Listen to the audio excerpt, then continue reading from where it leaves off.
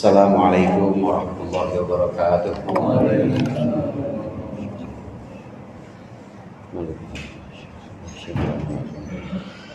Al-Fatihah.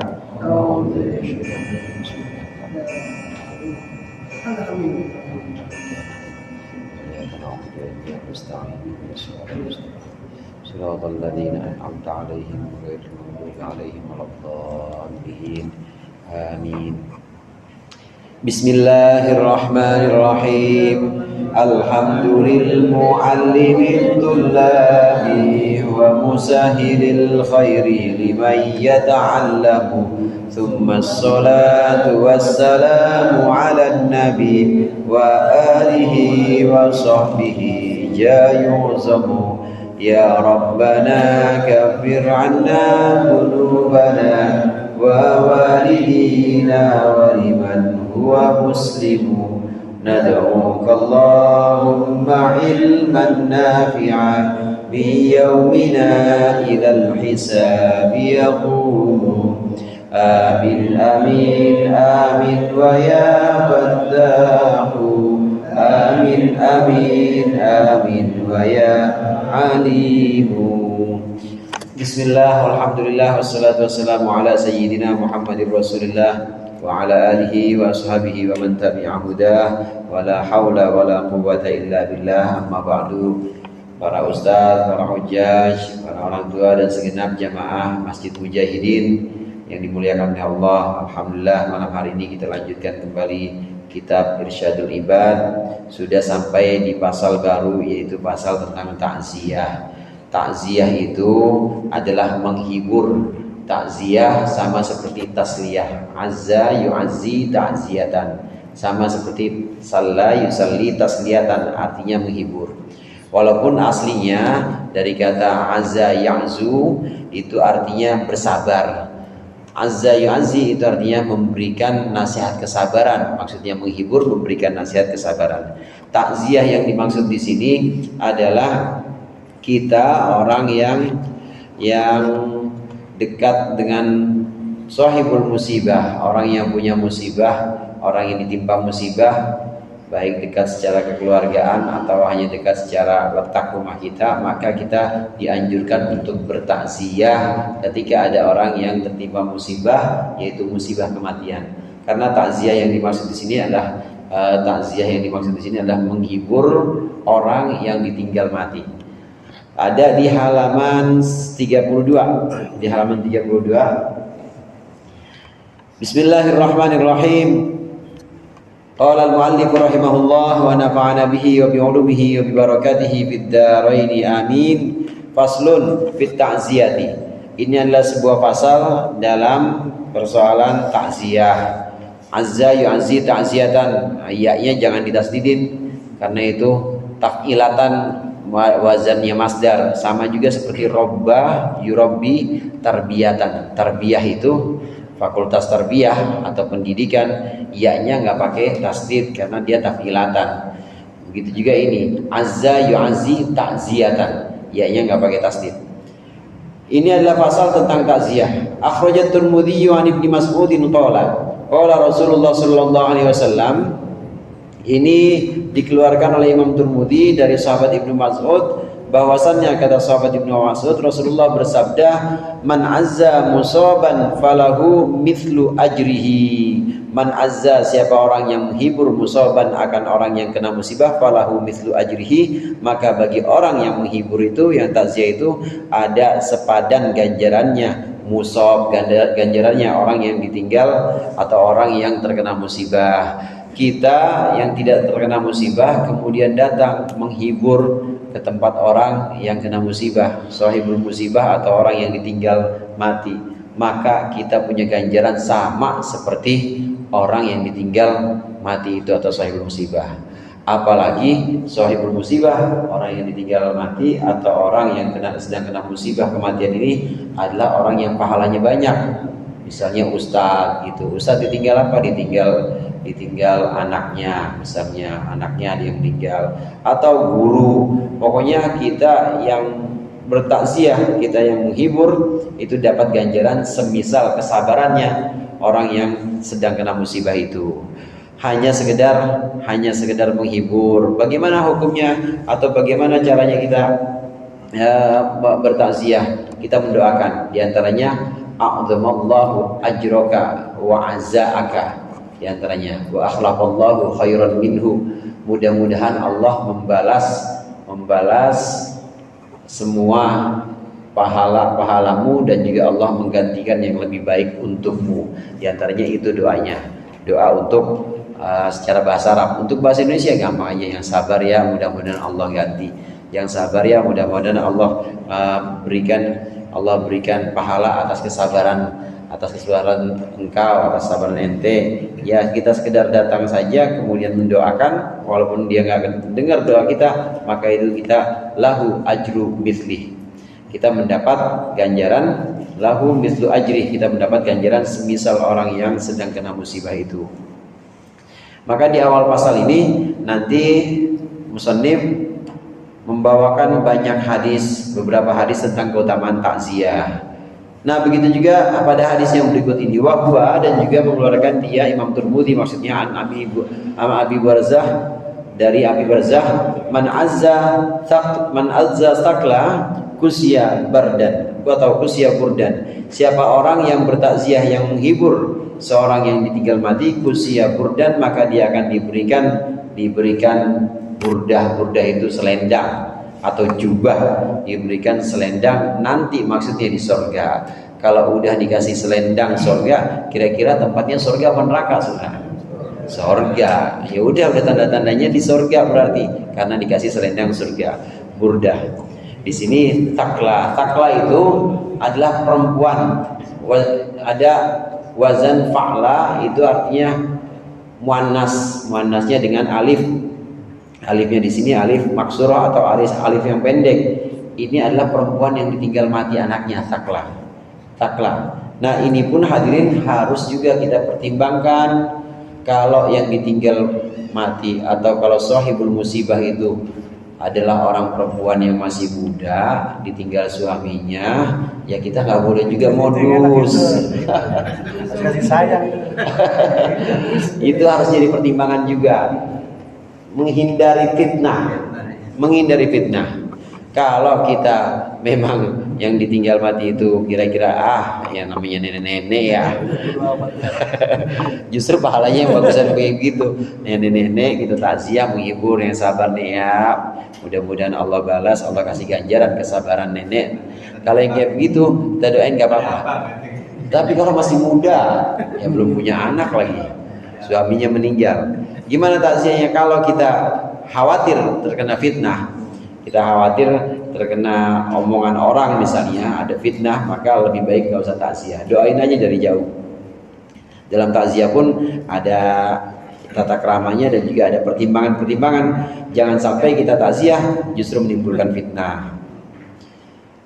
Wa Ibnu Majah wal Baihaqi an Amr bin Hazm, dan dikeluarkan oleh Imam Ibnu Majah dan Baihaqi dari Amr bin Hazm, ma min mu'minin yu'azzi akhahu bi musibatin illa kasahu Allahu azza wa jalla min hulalil karamati yaumil qiyamah. Tidak ada satupun orang beriman yang menghibur saudaranya dalam satu musibah, illa kasahu Allahu azza wa jalla, kecuali akan memberikan pakaian kepadanya siapa Allah azza wa jalla, memberikan pakaian min hulalil karamati, dari pakaian-pakaian kehormatan, yaumil qiyamati, di hari kiamat. Nanti di hari kiamat itu hadirin, ada sebagian orang begitu Allah bangkitkan di mahsyar itu udah pakai pakaian kemuliaan. Kenapa? Karena dia punya ganjaran, punya balasan waktu di dunianya, itu dia menghibur orang yang terkena musibah. Dia termasuk orang yang menasihati, menghibur, memberikan support atau memberikan motivasi kepada orang-orang yang lagi sedih. Maka orang yang seperti ini dijanjikan oleh Rasulullah, nanti Allah akan berikan pakaian kemuliaan di hari kiamat nanti. Akan Allah berikan pakaian di mana orang-orang pada waktu itu tidak ada yang pakai pakaian, atau jarang sekali orang yang pakai pakaian. Orang-orang khusus saja, orang-orang khusus yang memang Allah berikan pakaian nanti di hari kiamat. Antara lain orang khusus itu adalah orang yang menghibur tetangganya yang kena musibah kematian. Orang kita mah gitu semua ya. Amin. Yakin saya mah, asal udah ada yang meninggal pasti ada aja tuh yang datang. Ada yang datang, kemudian ya siap-siapin bendera RT, apalagi bangku keluarin, bangku tenda, pasti begitu. Itu bagian dari man yu'azzi akhahu bi musibatin, orang yang takziah atau menghibur orang yang ditinggal mati atau kena musibah, maka dia akan Allah berikan pakaian kemuliaan. Jamaah rahimakumullah, memang ada di beberapa pembahasan kitab fikih, di antara di Fathul Qorib, takziah itu ada waktunya. Waktunya berapa hari? Apa 1 hari? Apa 2 hari? Apa 3 hari? Di Fathul Qorib itu ada waktu 3 hari. Jadi tidak boleh lebih dari 3 hari. Takziah yang dimaksud di sini datang kemudian menghibur atau memberikan kesabaran, memberikan nasihat kesabaran dan lain sebagainya, termasuk mendoakan keluarga, mendoakan almarhum. Termasuk mendoakan almarhum kalau kita itu tahlilan, itu termasuk takziah juga. Nah, bagaimana kalau yang kita lakukan ini, kita lakukan 3 hari, maka akan ada pembahasan di bagian tanbih ini. Tanbihun, ini adalah sebuah pengingat. Inna ta'ziyata wa hiya tasabburu, sesungguhnya yang namanya takziat atau tasabburu yaitu memberikan rasa sabar atau bersabar. Wadzalika ma yusalli sahibul mayyit, wadzalika ma yusalli sahibal mayyit, itu adalah sesuatu yang bisa menghibur sahibul mayyit akan sahibul mayyit atau keluarga mayyit. Wa yukhaffifu, dan juga bisa meringankan hazanahu, akan kesedihannya sahibul mayyit. Wa yuhawwinu musibatahu, dan bisa sama meringankan juga musibahnya sahibul mayyit. Takziah itu mustahabbatun qabla mudiyyi 3 ayyamin, disunnahkan sebelum lewat 3 hari, mim ba'did dafni, setelah penguburan, wa tukrahu, dan makruh ba'da mudiyyiha, setelah lewat dari 3 hari. Takziah itu hukumnya mustahab. Mustahabbah itu sunnah, memang dianjurkan oleh Rasulullah. Para ulama mengatakan takziah ini masih dianggap sunnah kalau dilakukan hari pertama, hari kedua, hari ketiga. Hari pertama setelah penguburan. Nah, bagaimana kalau belum dikubur? Nggak apa-apa. Belum dikubur juga itu termasuk takziah juga. Jadi termasuk mustahab juga, termasuk disunnahkan juga. Mungkin sebagian kita ada yang pernah ngalamin meninggalnya ya karena meninggalnya sore, ya habis asar gitu, habis asar, nah baru dikubur besok, besok belum dikubur juga karena masih nungguin keluarga misalnya, maka hitungan takziah yang 3 hari tetap setelah dikubur. Nah, terus yang sebelum dikubur bagaimana? Yang masih ada jenazah di rumahnya, tetap disebut dengan takziah dan tetap mustahab atau tetap sunnah hukumnya, asal jangan lebih dari 3 hari. Kalau lebih dari 3 hari hukumnya makruh. Hukumnya makruh, lawannya sunnah itu makruh. Kalau tahlil itu termasuk takziah. 3 hari makruh. Nah, ini nanti akan kita jelaskan, ada di sini nih, ada pembahasannya nanti. Memang hukumnya itu makruh dan hukumnya itu ya sudah tidak sunnah lagi. Sudah tidak sunnah lagi. Hukumnya makruh. Ada sedikit ini, ada beberapa ini memang. Ada beberapa pendapat.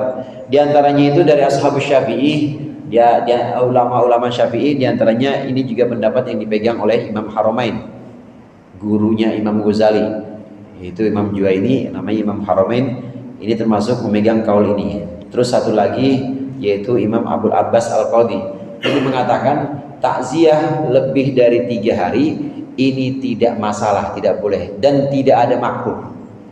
Inilah yang dipegang oleh ulama-ulama kita, yaitu Imam Abul Abbas Al-Qadhi dan juga Imam Haramain, yaitu guru Imam Ghazali, Imam Juwaini. Ini mengatakan takziah lebih dari 3 hari, hari keempat, hari kelima sampai hari ketujuh, ini hukumnya la karohata atau tidak ada kemakruhan. Tidak ada kemakruhan. Nah, tinggal di situ bagaimana acaranya. Kalau acaranya tahlilan, acaranya baca Quran, cakep nggak tuh? Cakep, maka jadinya sunnah karena membacakan ayat-ayat Allah, termasuk sesuatu yang bagus sifatnya. Kecuali kalau memang hari 4, hari ketiga itu nggak dilakukan hal cuma sekedar melek-melekan aja atau sekedar nemenin orang yang kena musibah. Karena memang hadirin, asalnya takziah itu kan untuk menghibur. Menurut orang-orang saat itu dan juga para sahabat, para tabiin, menurut orang-orang saat itu, orang itu sudah hilang kesedihannya kalau lewat dari 3 hari. Nah kalau udah 4 hari masih didatengin juga, nanti nggak hilang-hilang sedihnya, katanya begitu. Nggak hilang-hilang sedihnya, masih ingat-ingat terus. Nah tapi kita yang biasa kita lakukan, adat dan juga tradisi ini, termasuk ulama Syafi'i tadi yang saya katakan, Syekh Abdul Abbas Al-Qadhi dan juga Imam Haramain, ini mengatakan bahwa tidak ada kemakruhan untuk takziah lewat dari 3 hari, 4 hari, 5 hari, sampai 7 hari itu tidak ada kemakruhan. Boleh, karena makruh itu, saudara, makruh itu ada 2 macam. Ada makruh tanzih, ada makruh tahrim. Kalau makruh tanzih seandainya dilakukan, maka tidak akan jatuh kepada keharaman. Tidak akan jatuh kepada keharaman. Ya paling mubah, atau bahkan kalau diisi dengan yang baik-baik sunnah. Diisi yang baik-baik malah jadinya sunnah. Ini makruh tanzih. Takziah yang lebih dari 3 hari ini, hari keempat dan seterusnya, ini termasuk makruhnya makruh tanzih, bukan makruh tahrim. Ada yang makruhnya tahrim. Makruh tahrim itu yang kalau kita lakukan itu, ya itu bisa menyebabkan keharaman. 3 hari boleh. Ini yang dipegang oleh Imam Haramain dan juga Imam Abdul Abbas Al-Qadhi, termasuk Ashabus Syafi'i, termasuk ulama-ulama Syafi'i. Tradisi kita yang kita lakukan itu udah ada ulama yang menanggung, dan sudah dilakukan juga oleh kita. Wa yusannu ayya umma bita'ziyati jami'a ahlil mayyiti wa aqaribihi. Dan disunahkan hendaklah orang yang takziah itu meratakan, maksudnya menyeluruh bita'ziyati, dalam menghibur jami'a ahli mayyiti, seluruh ahli mayyit atau keluarga mayyit, wa aqaribihi, dan kerabat-kerabat mayyit, wal kibari was sigori, orang dewasa maupun kecil, wal rijali wan nisa'i, orang laki-laki maupun perempuan. Titik. Ini yang tadi disebutkan, yang baru saja kita baca. Disunnahkan kalau kita takziah bukan cuma ke 1 orang, tapi yang lain juga keluarga mayit. Kalau yang meninggal itu suaminya, maka disunnahkan kita menghibur dan juga mendoakan. Anak-anaknya juga didoain, orang tuanya kalau masih ada juga didoain. Jadi jangan cuma istrinya aja, tentang istrinya ditunggu masa iddahnya. Itu modus itu mah. Semua kalau menimbulkan fitnah, jangan ketemu sama istrinya, udah ketemu sama siapa? Anaknya kepelin, kasih duit, ya salamnya buat emak. Terus orang tuanya kalau masih ada itu juga didoakan. Pokoknya seluruh keluarga mayit, baik kecil besar, laki-laki perempuan, asal tadi jangan sampai menimbulkan fitnah. Wa yukrahu lahumal jurusu, dan makruh bagi sahibul mayit atau ahlul mayit, makruh laha untuk takziah. Apa yang makruh? Al julusu, duduk, laha untuk takziah. Wa san'u ta'amin, dan membuat makanan, yajma'unan nasa alaihi, yajma'unan nasa alaihi, mereka mengumpulkan manusia alaihi untuk makan tersebut. 5 ruwiya atau 5 rawa Ahmadu, ya, karena sesuatu hadis yang diriwayatkan oleh Imam Ahmad, an Jarir bin Abdullah al-Bajli, dari Jarir bin Abdullah al-Bajli. Qala, berkata Jarir, kunna na'uddul ijma' ila ahli na'uddul ijtima' ila ahli mayyit, kami menganggap berkumpul kepada keluarga mayit, wasun'ahum at'am, dan keluarga mayit membuat makanan, ba'da dafnihi, setelah dikuburkannya mayit, kami anggap minan niyahati, termasuk sambatan niyahah. Jamaah rahimakumullah, niyahah itu udah pernah babnya kita lewati kemarin. Niyahah itu orang Jawa bilang sambat. Jadi apa bahasa Indonesianya itu? Pratap. Iya, gerung-gerung, meratap, teriak-teriak, ya teriak-teriak. Ya Allah bang, ngapa lu udah mati aja, piring dilempar. Ya Allah bang, apa cepet banget lu ninggalin gua, misalnya rambutnya dia junggut, mukanya jadi. Nah ini yang nggak boleh ini. Kemudian ada di sini seorang sahabat mengatakan bahwa kumpulnya keluarga mayit dengan sengaja kemudian membuatkan makanan untuk orang-orang yang datang takziah, ini termasuk niyahah, termasuk meratap.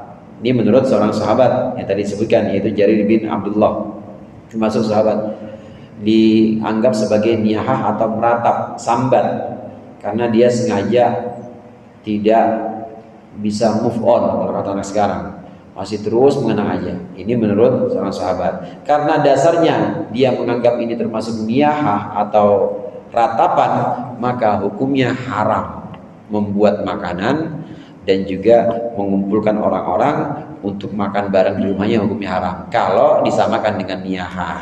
Nah sekarang kita bagaimana? Kita samakan nggak itu kumpul-kumpulnya keluarga mayit, masak, bikin berkat, itu kira-kira termasuk niyahah apa bukan?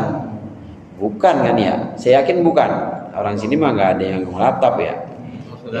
Ya? Iya, niatnya sedekah. Niatnya sedekah, bukan buat sambatan, bukan buat mungkit-mungkit mayit, bukan. Tapi niatnya untuk sedekah, sedekah pahalanya itu dihadiahkan kepada mayit. Nah kalau seperti ini maka tidak termasuk ratapan, niyahah, tidak termasuk sambat. Jadi hukumnya tidak haram. Ini juga saudara pernah ditanyakan juga oleh orang-orang kepada Ibnu Hajar Al-Haytami. Ibnu Hajar Al-Haytami itu gurunya Syekh Zainuddin yang ngarang Irsyadul Ibad ini. Beliau kira-kira di abad ke-17 ya, tahun 1600-an lah kira-kira hidupnya itu. Itu pernah ditanya, bagaimana itu tentang adat kebiasaan orang-orang yang berkumpul hari pertama, kedua, ketiga, hari ke-7, kemudian lebih dari hari ke-7, bahkan sampai sebulan penuh itu ada yang kumpul. Ditanya Imam Ibnu Hajar Al-Haytami saat itu. Kalau kita lihat dari masanya, memang lebih dulu Wali Songo, saudara. Lebih dulu Wali Songo dibanding Ibnu Hajar Al-Haytami. Jadi jangan bilang Wali Songo gak pernah belajar Fathul Mu'in. Lah emang duluan Wali Songo sama Fathul Mu'in. Duluan Wali Songo sama Fathul Mu'in. Gak pernah tahu Imam Ibnu Hajar Al-Haytami. Memang masanya lebih dulu Wali Songo. Wali Songo itu 1400 sampai 1500.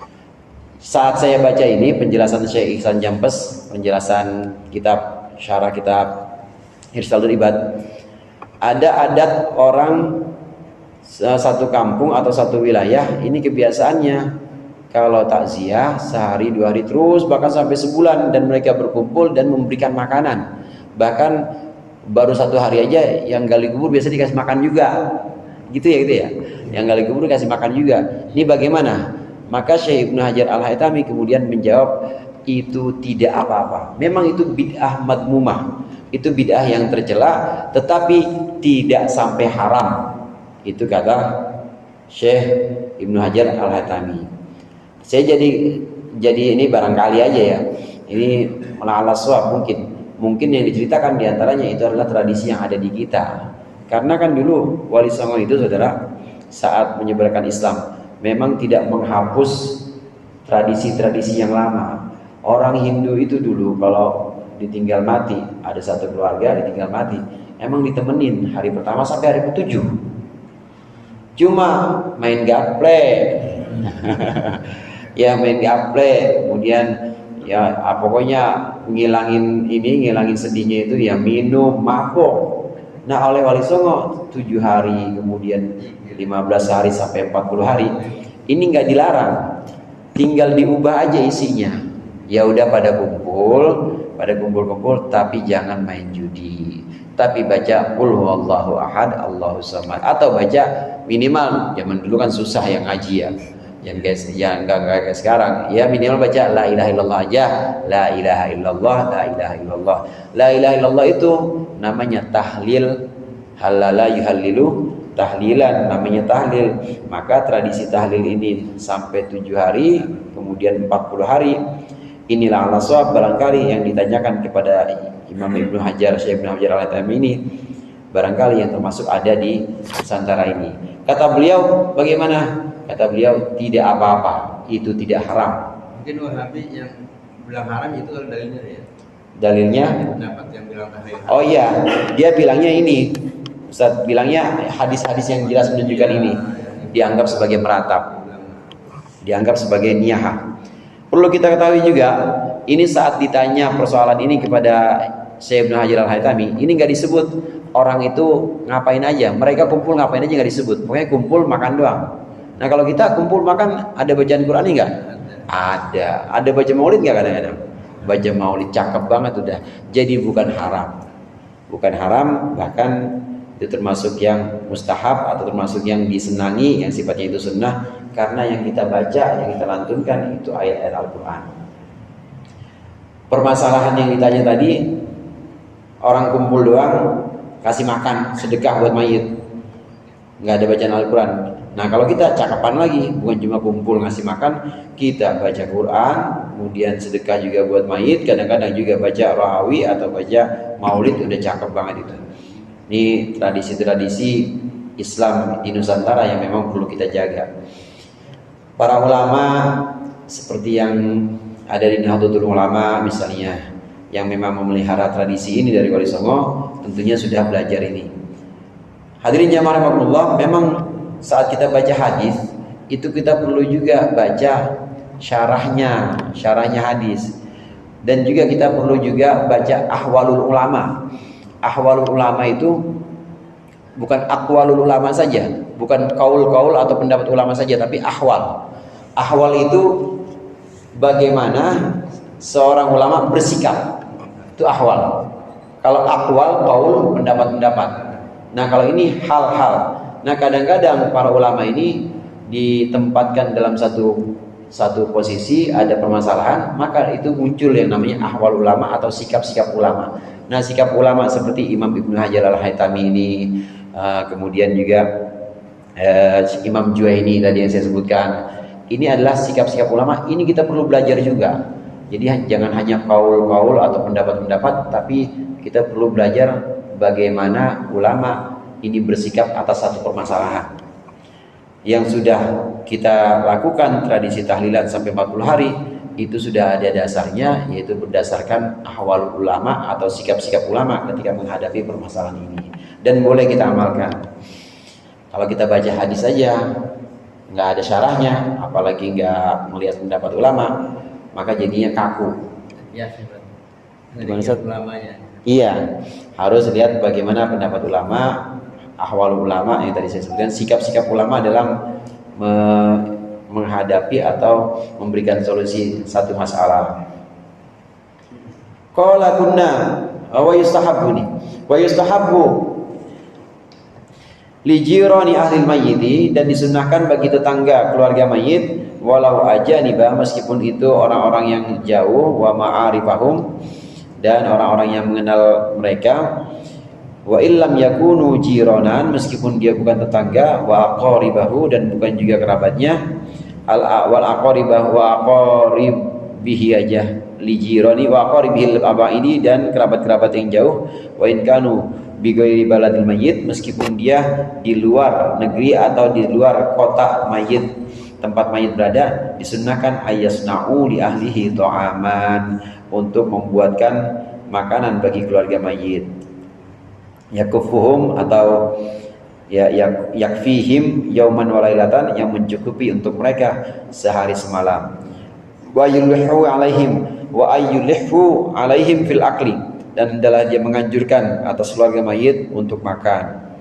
Wa yahrumu di sini, wa yahrumu, dan haram apa sunuhu, membuat ta'am, membuat makanan, linnaihati, karena niyahah atau karena sambatan meratap, li'annahu linnaihati, maaf, linnaihati, untuk orang yang meratap, li'annahu, karena sesungguhnya membuat makanan untuk orang yang meratap itu i'anatun ala maksiatin, menolong melakukan maksiat. Kerabat-kerabat mayit, baik itu yang jauh maupun yang dekat, tetangga juga, baik tetangga yang jauh dan yang dekat, kalau memungkinkan maka sunnah saat takziah bawain makanan yang kira-kira cukup untuk 1 hari 1 malam. Besok datang lagi yang lain, bawain lagi 1 hari 1 malam. Sunnahkan seperti itu. Disunahkan membawa makanan untuk keluarga mayit. Asalkan keluarga mayit ini bukan keluarga mayit yang meratap. Kalau yang meratap atau sambatan kita udah tahu, itu yang ditinggal mati, ini niyahah atau meratap, jangan bikin makanan. Kalau kita bikin makanan berarti kita nolongin dia maksiat. Kalau nolongin maksiat berarti ikut kena dosanya juga. Kena dosanya. Karena dia menjadi sekutu atau menjadi orang yang nolong melakukan kemaksiatan. Sunnah kita bawa ini, membawakan makanan. Nah, satu lagi, wa yulhu alaihim fil akli. Hendaklah kita menganjurkan saat kita takziah, menganjurkan keluarga mayit untuk makan. Maksudnya menganjurkan makan karena orang biasanya kalau lagi sedih itu kagak enak makan, istirahatnya juga kurang, tidur nggak enak, makan nggak enak, maka kita nih makan nih, bawain sama kita. Jangan udah makan belum nggak ada makanan nih, nggak sama. Gue juga kalau punya makanan dan lu kemarin nggak bawa makan, bawa makanan, bawain makanan terus disuruh nih makan dulu. Karena orang yang sedang bersedih itu tadi saudara, biasanya nggak enak makan, tidur juga kurang, maka kita dianjurkan membawa makanan dan kita himbau dia untuk makan, istirahat yang cukup. Haram hukumnya kita membuatkan makanan kalau tahu keluarga mayit itu adalah keluarga yang sambat atau meratap atas musibah. Jamaah rahimakumullah, memang bab takziah ini disandingkan juga dengan bab sabar ya kemarin. Takziah, kemudian sabar, musibah kemarin disandingkan. Ini semua adalah ladang-ladang pahala buat kita. Kalau ibadah bisa jadi ladang pahala, itu adalah pilihan-pilihan kita. Kita ngaji, datang ke sini, ada yang naik motor, ada yang jalan kaki, opal kepleset jatuh ke sini. Nyampe, ada yang ya dari jauh datangnya. Ini kan pilihan dan usaha kita. Pilihan kita, usaha kita, kita pengen berbuat baik untuk amal baik dan catatan baik. Nah sekarang kalau ditinggal mati, pilihan kita pilihan Allah. Pilihan Allah. Kalau kena musibah itu pilihan kita, pilihan Allah. Pilihan Allah. Kira-kira bagusan pilihan Allah apa pilihan kita? Jadi pengen dapat musibah. Alhasil meskipun kita kemudian nggak ngaji karena sakit dapat musibah misalnya, kita nggak ngaji karena memang lagi ada ujian dari Allah atau ada musibah yang Allah turunkan kepada kita, itu insya Allah pahala ngaji tetap dicatat. Jangan kita gerutu atau mendumel. Iya, apa sakit pakai asam urat segala sih gitu. Aku lagi rajin ngaji, jangan begitu. Jangan, karena itu udah pilihan Allah. Bagusan pilihan Allah apa bagusan pilihan kita? Bagusan pilihan Allah. Dan lagi kalau udah Allah pilihkan musibah-musibah, kemudian bencana atau kematian, itu kalau udah Allah pilihkan, biasanya ini yang namanya musibah nggak akan muncul rasa bangga dan ujub. Jarang sekali orang yang lagi miskin ditinggal mati, miskin sakit, bisa sombong nggak kira-kira? Ditinggal mati, miskin sakit lagi. Kira-kira bisa sombong nggak tuh? Apa yang mau disombongin? Nggak ada. Maka dia merendah di hadapan ya Allah, ampuni saya, astagfirullahaladzim, kasih saya sabar. Tapi kalau orang ngaji, mohon maaf, rajin sholatnya, rajin jemaah, bisa sombong nggak? Bisa muncul ujub di situ. Bisa muncul, iya. Lah gua nggak ada yang rukuknya kayak gua mah, misalnya. Kalau kita lagi taat, lagi rajin ibadah, itu pilihan-pilihan kita, alhamdulillah, itu Allah bimbing kita. Di situ ada bisa muncul ujub. Tapi kalau di musibah, bencana atau cobaan-cobaan, nggak mungkin orang muncul ujub. Jarang sekali muncul ujub. Pasti dia datang kepada Allah dengan keadaan rendah. Iya. Pasti datang menghadap pada Allah dalam keadaan tawadhu, tadarru, dalam keadaan menunduk, dalam keadaan merendah di hadapan Allah. Maka nggak ada ujub, dan di situ Allah lebih senang dibanding orang yang taat tapi dia ujub dengan ketaatannya, ujub dengan ibadahnya. Oleh karena itu, kalau kita ditakdirkan lagi rajin-rajinnya ngaji, lagi rajin-rajinnya sholat jamaah, jangan lupa bahwa itu Allah semua yang bisa bikin kita begitu. Namanya syuhudul minnah. Allah yang memberikan berbagai macam pemberian atau karunia sehingga kita bisa ngaji, bisa sholat jamaah. Jadi bukan kita sebenarnya, Allah. Harus buru-buru dibalikan seperti itu.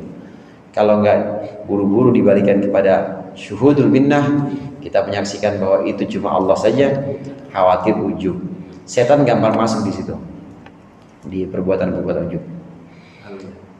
Nah, musibah ini penting nih, bab musibah ini penting agar kita sewaktu-waktu memang harus merendah di hadapan Allah, karena yang namanya hidup kan nggak semuanya ya mulus, pasti ada ujian-ujian, ada cobaan-cobaan. Nah di situ kita oleh Allah dipanggil buat mendekat. Astagfirullahaladzim, ya Allah maafkan saya, ampunin saya, jauh kali ya saya kemarin ya nggak datang-datang, supaya kita merendah.